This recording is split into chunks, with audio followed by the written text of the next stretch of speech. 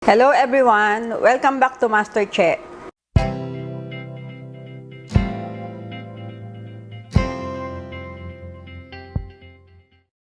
Ang gagawin po natin ngayon ay ang crunchy Korean chicken. Ito po ang ating mga ingredient. Of course, kailangan po natin ng chicken. Kung ano po yung gusto nyong part, pwedeng wings, drumstick, or thigh. Kung ano po yung gusto nyo. Kailangan din natin ng salt and pepper, ginger, and cornstarch for the chicken. Sa sauce naman po ng Korean chicken natin, kailangan natin ng mustard, sesame seed, garlic, soy sauce, vinegar, peanut, sugar, honey, and siling labuyo. Okay, sisimulan na po natin. Lagay lang po natin ng salt and pepper and the ginger. Ayan, mix lang po natin siya. Then, i-dip po natin siya sa cornstarch. Kailangan po talagang coated lahat po yung chicken.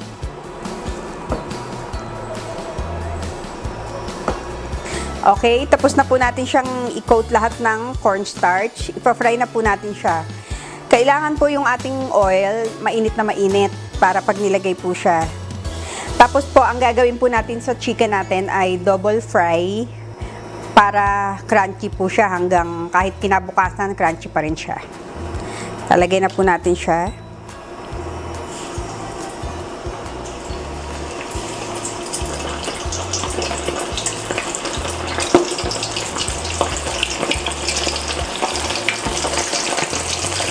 Isa-isa lang po para hindi siya magdikit-dikit.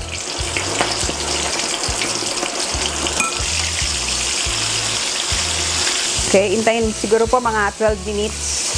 Pwede na po siya. Tapos, hanguin natin siya. Tapos, ibabalik po natin ulit. A few moments later. Okay, hahanguin na po natin siya. Ayan, mukhang crunchy na po yung itsura niya. Pero hindi pa po siya ganun ka-crunchy. Hanguin lang po natin siya. Okay. Papakalmahin lang po natin yung oil ng konti. Tapos po, ibabalik na natin siya. Yan po. Tapos, ibabalik natin siya ulit para mas maging crunchy.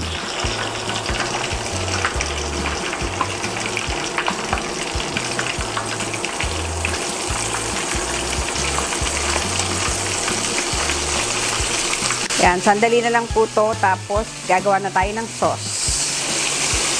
A few minutes later. Yan, okay na po ito. Pwede na natin siyang hanguin. Hanguin lang po natin siya, tapos set aside muna natin siya para ma-drain yung oil. Tapos gagawa na po tayo ng sauce. Sobrang dali lang po niyang gawin. Okay. Set aside lang po natin at gagawa na po tayo ng sauce. Gagawin na po natin ang ating sauce ng ating crunchy Korean chicken. Lagay lang po tayo ng garlic.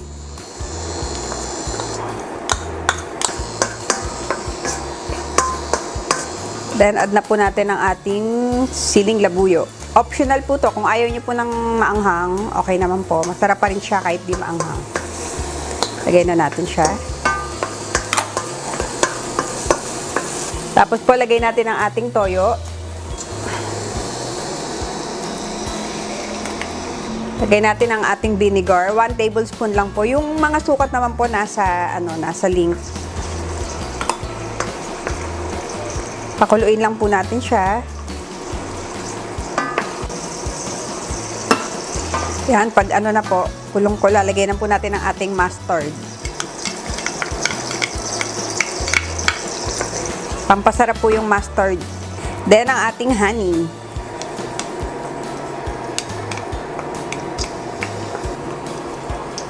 And konting sugar. Siguro mga 2 tablespoon po.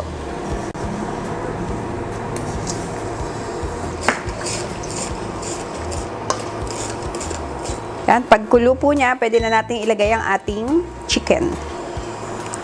Okay, pwede na po natin ilagay ang ating chicken. Tayin ko lang po muna siya.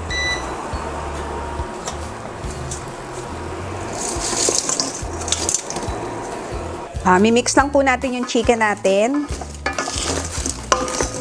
Be sure lang po na lahat ng chicken makoat ng sauce. Ganun lang po kadali ang ating crunchy Korean chicken.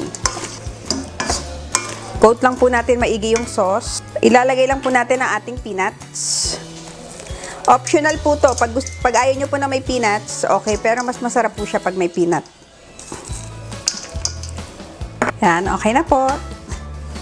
Ito na. Magpi-plate na po tayo.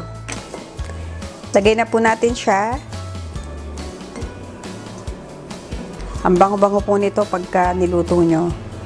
Tapos po, lalagyan natin ng sesame seed. Ito na po ang ating crunchy Korean chicken. Ito na po ang ating crunchy Korean chicken. Tikman na po natin. Napakasarap po. Sana po itry nyo po siya. Napakasarap po. See you again next time. And don't forget to like and subscribe. And click po yung bell para po ino-notify niya kayo every time meron po akong bagong recipe. Thank you. God bless.